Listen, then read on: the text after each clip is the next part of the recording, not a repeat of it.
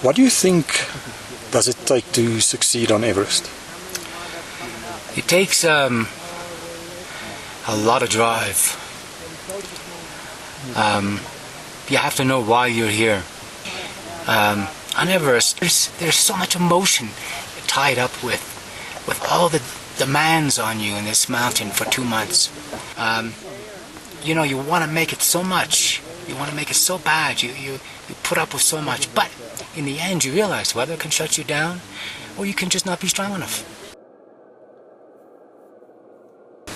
What is the biggest thing for you about Everest? What's been the biggest experience, the most impactful emotional experience for you in the last 60 days? To realize that you started something and you know you got to see it through. You know, I need to answer to myself, and my answer is to do the absolute best I can on this mountain. Like I said before, if I reach the summit, if I don't, but at least I will have given it my best damn shot.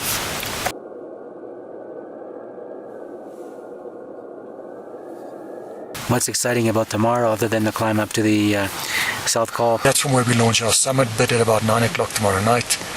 And at 9, we're probably going to get to the toughest part of our lives. I know certainly for me, physically and mentally, tomorrow night is going to be the hardest thing I've ever attempted. Yeah, me too. So it's summit bits, that's it. Cool. 9 o'clock tomorrow night, we kick off. Pretty wild. Pretty wild.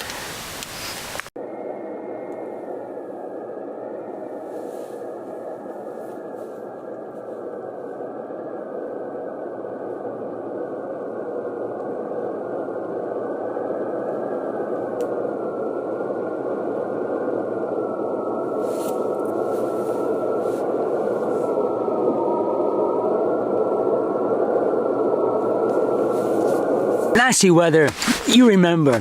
Sunny days, you forget. When I think back upon all my expeditions, the days that really stand out for me were those bad weather days. Getting nearly blown off the mountain in my tent at Camp 1 on Choi Oyu in Tibet. Stuck 7 days in our tents in a bad storm at Camp 3 on Denali, climbing the steep, icy Lhotse face on Everest, 120-kilometer-an-hour winds. The weather was brutal, you know, high wind, snow, sleet, zero visibility, extreme cold. Dealing with those elements heightens your awareness like tenfold. You are literally living life on the edge.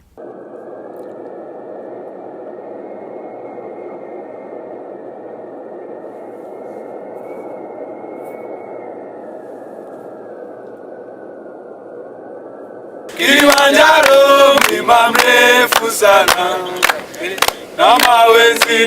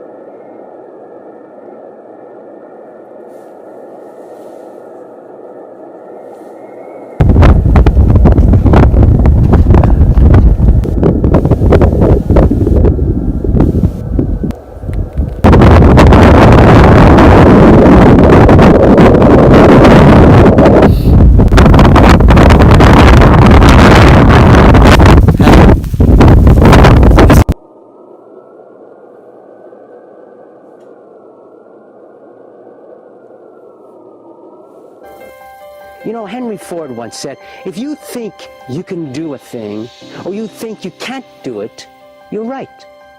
You see, it is less of a destination than a decision.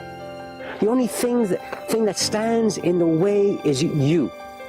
It has nothing to do with age, nothing to do with position in life. It has everything to do with reaching down deep into your gut and taking control. Get out there, dare, and go for it.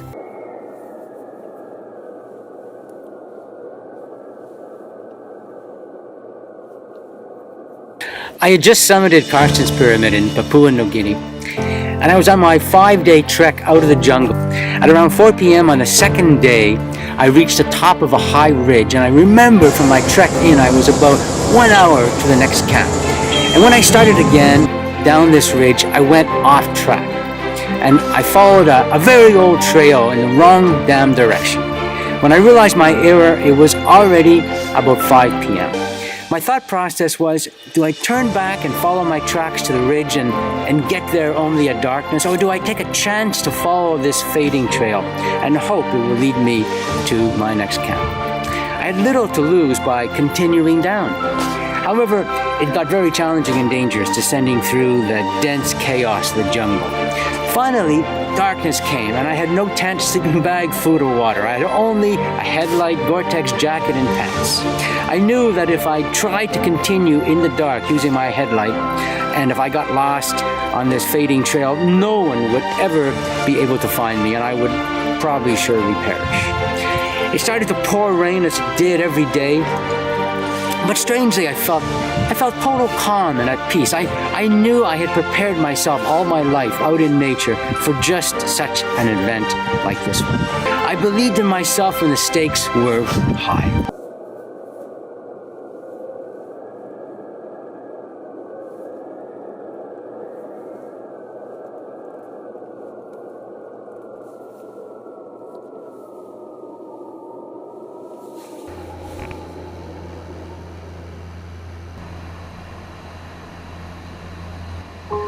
Focus is key to success. Concentrate only on your next step, one step at a time. That is how you climb a big mountain. That is how you stay alive, because one misstep may be your last. Focus on where you want to go, not what you need to avoid. Focus on your strategy, not the roadblocks. Never think how far you are from where you started, but rather how much closer you are to the summit. Focus on being positive and confident. Do not multitask. It will only dilute you. Stay focused, stay alert, stay connected, stay on your toes. You are living on the edge. Focus will keep you alive.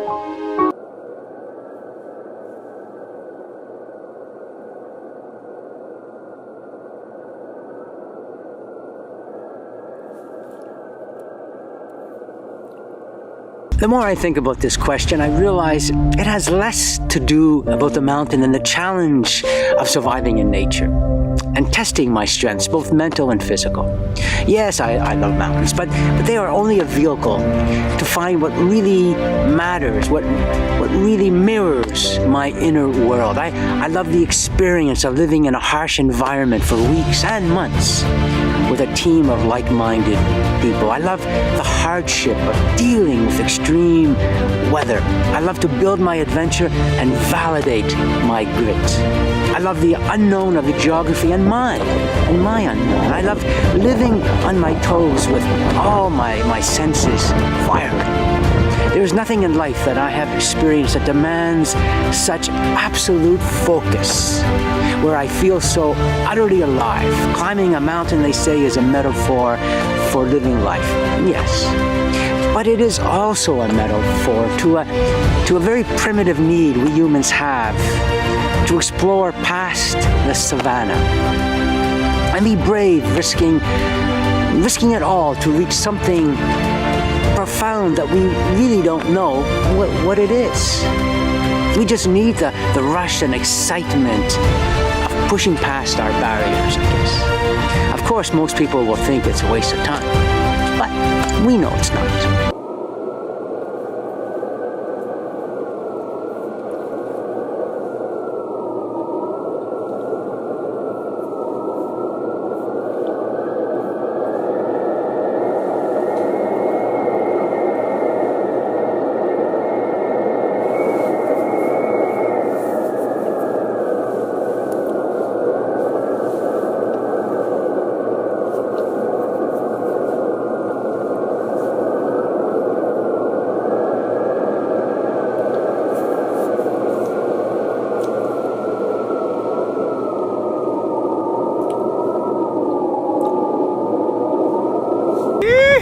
taking some video.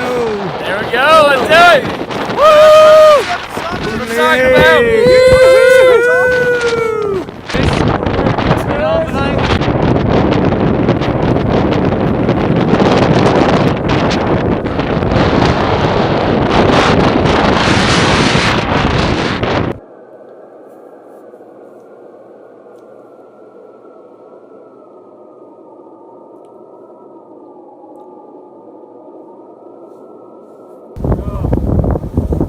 There we go.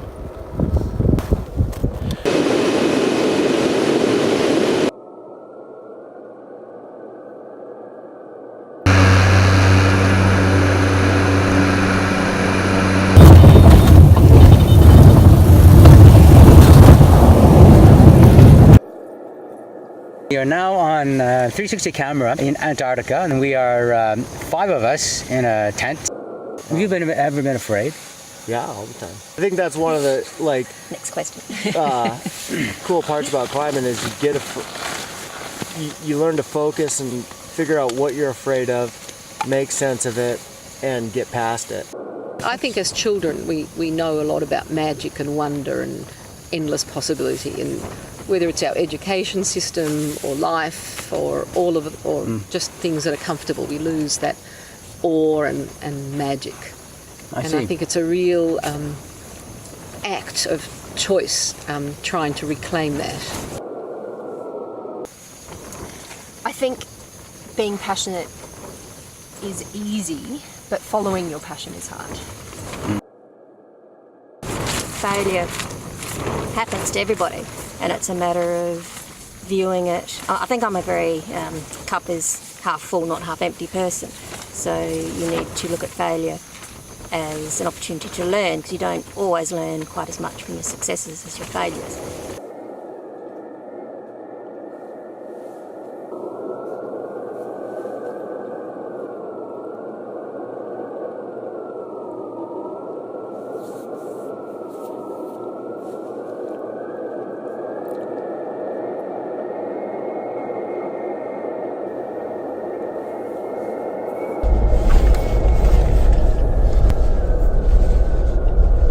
All men dream, but not equally.